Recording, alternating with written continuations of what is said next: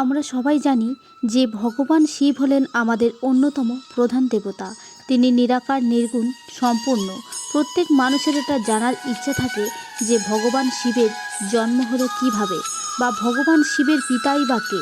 বন্ধুরা, জন্ম বৃত্তান্ত পুরাণ বা কোনো প্রাচীন গ্রন্থে নেই, কিন্তু পুরাণে এমন দুটি কাহিনী পাওয়া যায়, তার থেকে আমরা শিবের জন্ম সম্পর্কে কিছু অনুমান করতে পারি। ভগবান শিবের যখন সৃষ্টি তৈরি করার প্রয়োজন হলো, তখন ভগবান শ্রী বিষ্ণুর আবির্ভাব ঘটালেন। তিনি বিষ্ণুকে ধ্যান করতে বললেন। নারায়ণ যখন ধ্যানমগ্ন, তখন তার চারিদিকে সাগরের সৃষ্টি হয়। সেই সাগরে যেহেতু বিষ্ণু একাই কঠিন বস্তু, তাই বিষ্ণুর নাভি থেকে পদ্ম ও পিতামহ ব্রহ্মার আবির্ভাব হয়। পিতামহ ব্রহ্মা গভীর ধ্যানে মগ্ন হয়ে থাকলেন। এইভাবে কেটে যায় কোটি কোটি বছর। তারপর যখন তাদের ধ্যান ভগ্ন হয়, তখন তাদের মধ্যে বিবাদ শুরু হয়ে যায় এই নিয়ে যে কে জন্মেছে আগে, কে বা পরে জন্মেছে, বা কে সর্বশ্রেষ্ঠ। শেষে তাদের বিবাদ যুদ্ধ পর্যন্ত এগিয়ে যায়। যেহেতু ব্রহ্মা বিষ্ণু সমান শক্তিশালী, তাই এই যুদ্ধ হাজার হাজার বছর ধরে চলতে থাকে। ভগবান শিব যখন দেখলেন যে তাদের যুদ্ধ থামার কোনো সম্ভাবনা নেই, তখন তিনি একটি অন্তস্তম্ভরূপে বিষ্ণু ও ব্রহ্মার মাঝখানে আবির্ভূত হলেন। আর তখন আকাশবাণী হলো যে তোমরা দুজনের মধ্যে যে এই স্তম্ভের আরম্ভ বা অন্ত খুঁজে পাবে, সে সর্বশ্রেষ্ঠ বলে বিবেচিত হবে।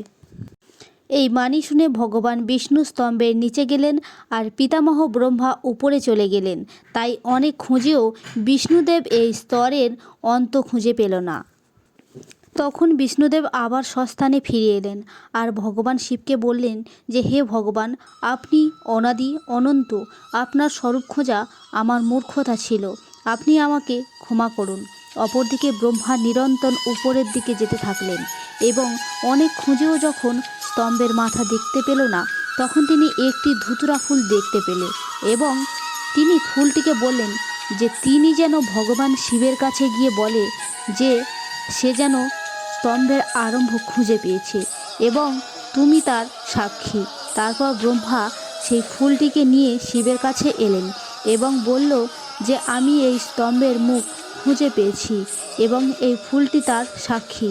মহাদেব এই কথা শুনে ভয়ানক ক্রোধিত হয়ে বললেন, এই স্তম্ভের কোনো উৎস বা অন্ত নেই, আমি অনন্ত পরিপূর্ণ, আমি চরাচর, অর্থাৎ আমিই ব্যাপক, আমি সম্পূর্ণ, আমি অপূর্ণ।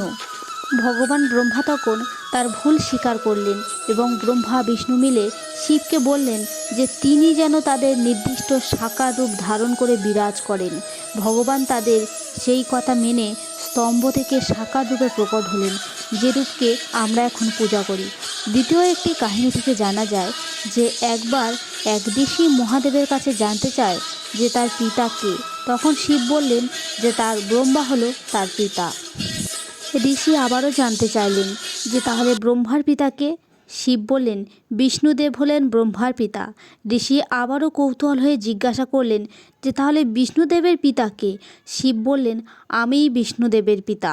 মহাদেবের এই কথা শুনে ঋষি আশ্চর্য হয়ে গেলেন এবং তিনি বুঝতে পারলেন যে শিবের জন্মরহস্য জানা খুবই অসম্ভব ব্যাপার।